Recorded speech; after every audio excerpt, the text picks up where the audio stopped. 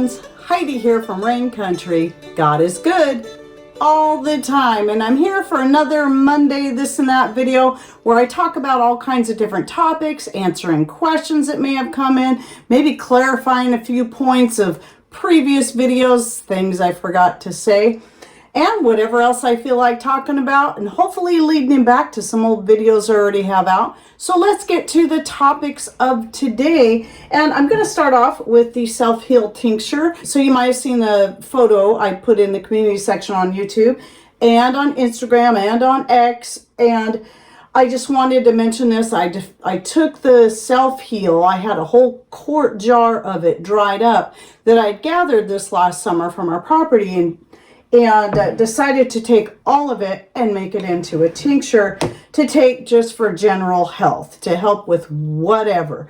And so I did do a video last year on self-heal and its benefits and uses, but yes, I decided to use it all to make a tincture. So when I went to do that, I divided that quart jar in half and put the 1/2 in each of these quart jars, and then topped it off with homemade wine. So of course the question always comes, people wonder, why do you have to use homemade wine? Well, no, you don't have to use homemade wine. And I do have another video I shot recently that will be publishing soon on this, but I actually use my homemade wine for most of my extract. I need to call it extract making, because it tastes better. I know exactly what is in it, what it came from, which would be the fruits from my garden that are all organic, and I don't put any additives in it. I just make it completely natural. And so I know exactly what's going in it. And guess what? It's virtually free. So it is so much cheaper than having some high proof alcohols. Now, yes, I do understand that there are certain things the high proof alcohols are going to be better at extracting, especially when you're talking about your harder, woodier things. But when it comes to most of the extracts I make, homemade wine or a blend of my homemade wine and honey. For this, just using the wine, cheapest way to go.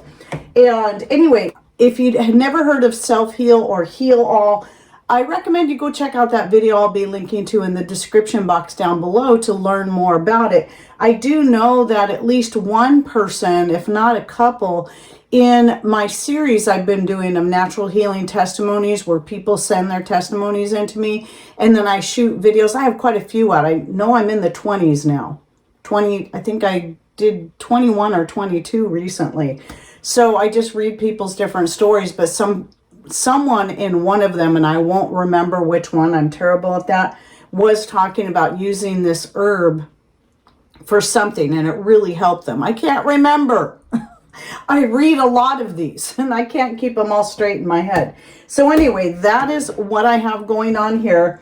And then right here, I wanted to bring up the butter powder, because in one of my more recent this and that videos, I was talking about using dairy powders like butter powder, heavy cream powder, and whole milk powder for making sauces or just general use. And what always happens is somebody will ask me, well, how do you make butter powder? Well, I don't. And so here's a little thing that you need to know when it comes to like heavy cream powder and butter powder. These two things, because of their very high fat content, they're dried in a very different way. Not using a freeze dryer, not using a dehydrator, but what's called spray drying. Now, as far as I know, I don't think spray dryers are available to the general public. Now, Hoosier Hill Farms is one of the first places I was buying that from, and I was getting their whole milk powder because it was the first place I found that actually sold whole milk powder, and the butter powder and the heavy cream powder. But since then, I've found a couple other companies I also really like, which is Judy's, and I have a few of their different dairy products like this. And Anthony's. Anthony's has a lot of great stuff. They're getting more all the time. It is a U.S. company, and they have a lot of organic stuff as well, herbs, spices, and more, all kinds of different things. So they have the heavy cream powder, and they also do have the butter powder as well. So I do buy these, and like I said, even if I had a spray dryer to get a good butter powder or heavy cream powder, I'd probably still buy it. If you don't have dairy animals, you'd still have to buy the milk, the butter, the heavy cream to dehydrate. And let me tell you, most cases it's not going to be worth the cost. So I did try years ago, just seeing if it would work, dehydrating heavy cream. I've done whole milk, no problems, turned out great. I've actually done cream cheese and it turned out great, but for the price of cream cheese and the price of the cream cheese powder, I just stock up on this. I still like fresh cream cheese, but I also like having these powders on hand in case I run out of any fresh product. But anyway, trying to dehydrate heavy cream powder, you'll find it dehydrates great. It's getting it to rehydrate properly that it's not so great, because when you do try to rehydrate it, it just wants to turn to butter. It's kind of weird. So I just purchase it and stock up on it. And I have quite a bit of these things on hand, though I still use fresh quite often. Having the powders on hand is really, really great, especially if I run out of anything fresh. And I do find, like I said in that previous this and that, I prefer using the dairy powders for making my different sauces, my different white sauces, whether it be for an a la king, chicken or turkey, the bechamel sauce for the moussaka, a white sauce to go with meatballs to serve over rice, or even for using in any kind of casserole or for biscuits and gravy. The powders are just really handy, and then I can keep my fresh milk fresh. I don't have to use it up in my sauces.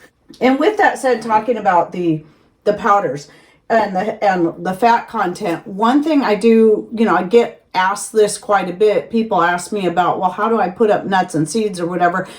Can you vacuum seal? I'm told I'm not supposed to vacuum seal anything that's fatty. Well, let me tell you something. There's a lot of fear mongering going on over that. But if you vacuum seal it, the chances of getting botulism are extremely rare. Extremely rare. If you don't vacuum seal, the chances of your nuts and seeds turning rancid over time is 100%. Obviously it's going to depend on how long they're sitting there, not vacuum sealed. So I always vacuum seal my nuts and seeds. And now I'm only going to use superb lids for that, because some of my ball and cur lids that I vacuum sealed nuts and seeds in have come unsealed over time, and I don't know it. I recently had a jar of pecans I had to throw out. Not cheap. And I was very, very irritated about that, because the jar had come unsealed and I didn't know it.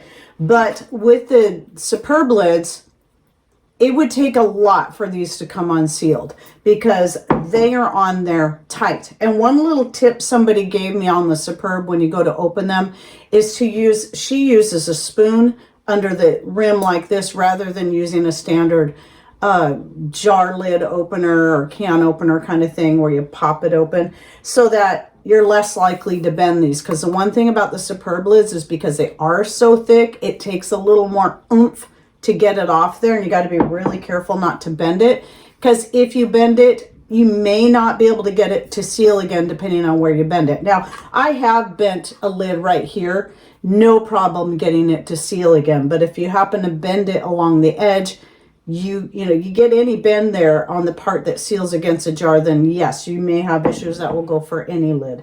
So anyway, again, my superb lid link is always in the description box down below. They are probably one of my favorite affiliates, and I'm so glad I'm with them, because not only does that help me out because I get a small commission off of the sales, but the people who purchase through my link get an even better deal, because they get 20% off their order by going through my link. So yes, if you are needing any more canning lids or canning jars that are all made in the United States, make sure to go through that link so that you can get that 20% discount. And yeah, you can stock up on lids. I am so glad I have them. I've been using nothing but superb lids all canning season, and not one single failure. First year ever in canning, I haven't had at least one failure, and it's been amazing. Very happy with them. Now, there's a couple things I wanted to clear up. So I recently had a video come out about Azure Standard versus Walmart. Is that the thing about drop points, I was talking about how you can get, we don't pay shipping. But I did forget to add in that if you are going through a drop point and it is all going to depend on your location. Some places are going to charge a percentage for shipping, and that gets spread out amongst everyone. I do believe you save money in shipping still going through a drop point than if you were to order it directly from the site and have it UPS to you. But for us, it costs us nothing, and it could be because we're just a state up from the Azure Standard headquarters, so we don't pay any shipping on ours. So I think some people thought I was either lying or misunderstanding. Well, I know the truth. I know the truth is we've never had to pay shipping from here, but I also do know that other people do, and it just all depends on their location. And I apologize for not clarifying that. Now, a couple other things that I don't always remember because it hasn't happened to me is I do know some people have had issues with Azure Standard grains. I think it's most specifically happens with the hard red wheat. There might be other grains that happens with, but I don't know because I never buy that. For grains for ourselves, I only buy the hard white wheat, the barley. I bought rye. I still keep forgetting I have it to use it. And I think one or two others, and I've never had any issues, but it does say on their site that some of their grains, and it depends on what farm they're getting it from too. Some of their grains can have debris in it, which could be, it might have a lentil in there or some chaff. And yes, I can understand that would be frustrating. And I know a local lady that got hard red wheat and that was in her bag. But none of our other grains had that happen. That's why I'm assuming it may only be those. But it is unfortunate. And like I said, I think it has to do with whatever farm they're getting it from, because Azure Standard does grow a lot of their own stuff, but they're not everything they sell comes from their own farm. It comes from other farms within the United States. And it all depends on the practices of the farmer. But I can say that never had an issue with the barley or the hard white wheat. And then there are some rumors going on around too about some outsourcing. I don't know for certain if these rumors are true.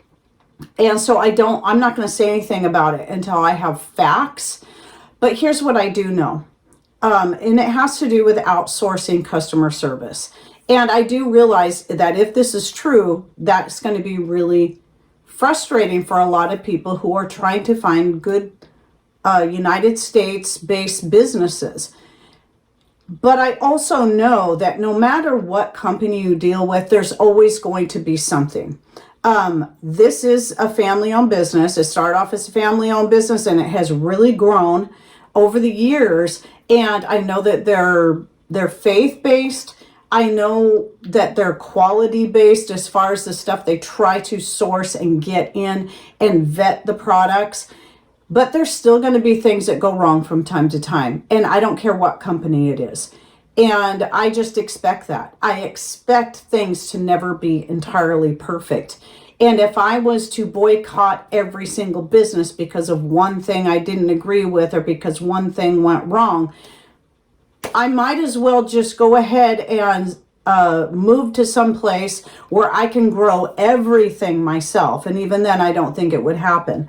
But you either got to just realize there's always going to be human error, computer error. These things happen.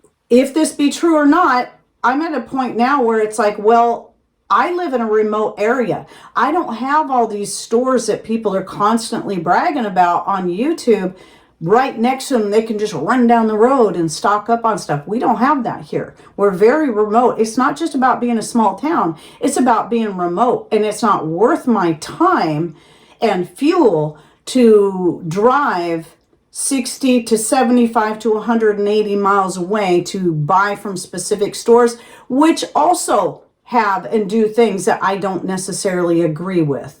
And so we got to make our choices. So I'm not going to be out here trying to spread rumors to try to steer people away from a company I believe in when I, so far, am happy with that. And, you know, yes, I won't deal with Mountain Rose Herbs because of a moral issue there. And it was, if it was something they had kept under wraps and they did on the side, that's their business, but they chose to make it public what they were going to support. And a lot of people want to keep asking me, and some people, sometimes I will answer in comments or emails if people want to know, but I don't like to keep talking about that stuff because it's got to be a matter of choice for the person. And I'm not out here to try to make Mountain Rose Herbs look bad. It's my own personal choice. And I don't expect everyone to be like me. You got to make the choice that's best for you according to your location, what you can afford, what you can get in your area. And we do the best we can to try to get to buy things from small US based businesses or whatever country you're in. If you're in Canada, you're in the UK or wherever. Yeah, trying to source stuff from your own country should be first, but you can't even always depend on that. And so, you know, we just do the best we can. And so I'm not here to judge anyone or telling anyone how they should shop. I'm going to tell people what I know, what I deal with, and I'm going to be honest with you. I kind of got accused of being dishonest with people, and I'm not. I'm not being dishonest. I'm always trying to be honest with people about what I know and what I've dealt with, but I'm also not going to just jump on a bandwagon and start spreading rumors that so far I have nothing to substantiate them.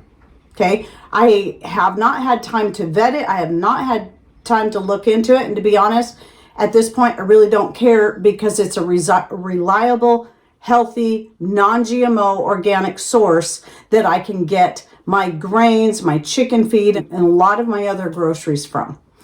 So at any rate, I just wanted to put that out there just to clear up a few things. And if I learn more, I'll let you know if I feel it's important. Or you know what? You can look into it for yourself and then you can decide what's best for you. For some people, Azure Standard is not the best for them, and that's fine. Then you shop at the places that are best. There's no judgment on my part, and I hope that you would extend the same grace towards me.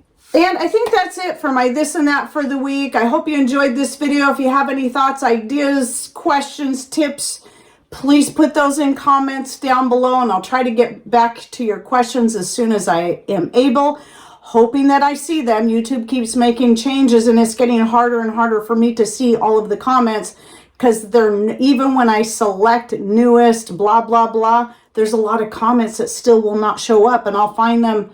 If I find them, it could be days or weeks later, and that tells me there's probably many more out there that I miss. So if I haven't answered your questions within a few days when it's important, just know I'm not intentionally trying to ignore you. You can always email me at raincountryhomestead@gmail.com, and I'll do my best to answer your questions if I know the answer to it. And also, that's where you can request our product list to see what kind of things that we make and sell. We still have a few things that we are making and selling, and I always have my herb seeds, and I'll just shoot you out the product list and you can see how to order. Since I haven't had my Etsy store in at least a couple years, several reasons why I got away from them. And if you're interested in knowing why, I'll link to the video I did on that in the description box down below. Don't forget, by the way, to click on more or show more if you're on Rumble to access any of the links that I have in the description box. And thanks for watching. Take care and God bless.